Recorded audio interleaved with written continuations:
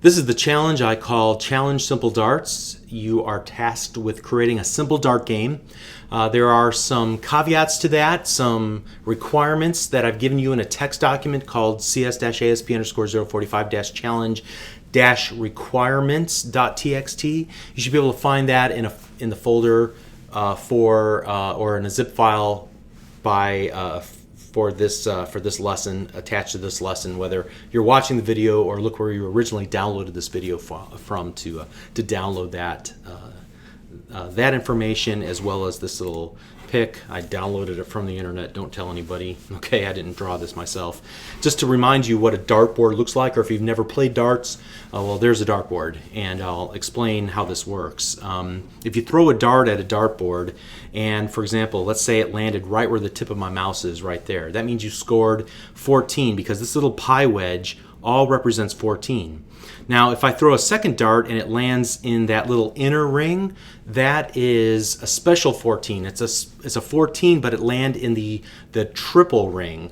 And so different dart games use that for different purposes, as well as if I threw a third dart and it landed in this outer ring that's associated with the pie slice of 14, that's the double ring. And again, the triple ring and the double ring are used differently for different types of games.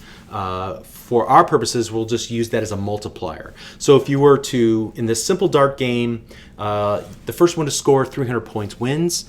Each player gets to play a turn, and a turn is 3 darts thrown at the board, and we're going to randomly decide what the values of the darts are and whether or not they landed inside of a double or a triple ring. There's also a special area, obviously, in the middle called the bullseye, and there's actually 2 bullseyes. There's an outer bullseye, that green ring, and then the inner bullseye is the red ring. And again, different dart games use these for different purposes, but for our case, since we're playing a very simple dart game, we're going to score them as the inner bullseye will be worth 50 points and the outer bullseye will be worth 25 points. So as you're playing this game between 2 players, they're going to be randomly throwing darts, and you're going to be keeping their score, and the first player that scores 300 points is the winner. So let's show you what this will look like after you build the application and you begin to run it. In this case, there's just a simple OK button and a result label, just like all what we've done before. And at the end of the game, we're going to display the points for player 1 and player 2, and then we're going to declare a winner. So again, player 1 crossed the 300 mark, and therefore the game stopped, and the winner of the game is player 1. Let's play it again. Okay, in this case, player 2 killed player 1 with a score of 321 to 172, and we identify player 2 as the winner. And so in this case, both players crossed the 300 level, but after both players had a turn to throw darts, player 2 scored more points, 18 more points than player 1, therefore player 2 is the winner. Okay. So now let's take a look at the requirements. Again, that requirements document will be available to you for download. There are 3 major requirements with sub-requirements inside of them. But the first one is that you're going to create a reusable library called darts. And this reusable library could be used for any dart game. And all it's going to do is randomly determine 1 through 20 which pie slice was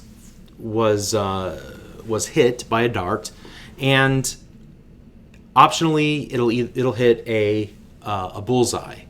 Now, in addition to just telling me which slice that the dart hit, for example, the 18 dart, it's also going to tell me if it hit the double ring or the triple ring inside of that particular number, in this case 18. And it's not going to assign any point values or anything like that, because each dart game uses a different scoring system. So all we're trying to do here is just create a simple library that will just allow you to tell a caller which where the dart landed. Did it land in 20? And if so, did it land in one of the bands, one of the rings, or did it land in the outer or inner bullseye? And so if you take a look at the instructions, not only are you going to score 1 to 20 for all of the pie slices, but in the middle will be bullseye, and we'll indicate that with the number 0. So 0 will be the bullseye. And with the bullseye, you can only have in the outer or the inner bullseye, so you need to keep track of which one of those was hit and convey that back to the caller as well. All right, so that's pretty much the gist of this first requirement. Notice that there will be a throw method, and it will populate properties on the Dart class after you call the throw method. Then you can inspect that Dart object and see what was the score, and was it a triple or a double, or if it was a bullseye, was it an inner or outer. All right, so how you do that, the mechanics of that is up to you. All right, for the second requirement, you're now back into the Web Forms project. You're going to create a game class that contains the logic for a simple game of darts. 2 players will take turns throwing 3 darts per turn. Their respective scores will accumulate after each turn by adding the score from each dart to the player's score, and the first one to hit 300 points wins. If the dart lands in the double or the triple band, then you multiply the score by 2 or 3. So, for example, if the dart lands, in this case, let's say right here, then that would be worth 60 points because you're in the triple ring for the 20 pie slice, okay? And maybe in this particular case, you would land on an inner 17, but it's not inside one of those rings, so that dart's value would only be 17 in that case, right? All right, so moving back here to the requirements, you want to display the winner and the player scores on the web page, just like you see when we ran the application. You can keep it really simple, just player 1 score, player 2 score, and then who the winner is, okay? Back to the requirements.